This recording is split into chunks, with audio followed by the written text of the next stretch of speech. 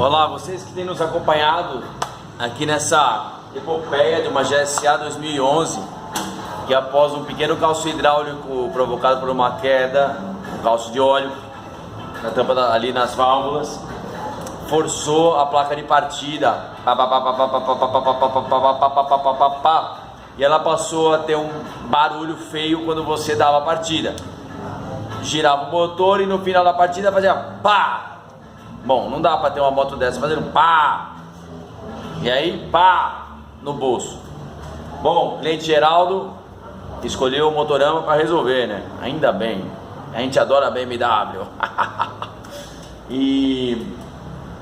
Então nós começamos por válvulas, escaneamento, diferencial e nada. Motor de arranque, substituindo, pegamos da minha moto, nada. Bom, vocês viram, né? Tivemos que desmontar com uma troca de embreagem. Pegamos duas placas, uma nova praticamente e a dele, iguais. Na dúvida, ProRel. Pegamos a semi-nova, fizemos o tratamento que você já conhece, o tratamento que nós realizamos, lixamento com pedra e lixa, e montamos. Vários dias de montagem, muita paciência, as rotas dos cabos, do chicote, fica tudo direitinho. São mais de 30, 40 enforca-gatos, é uma loucura.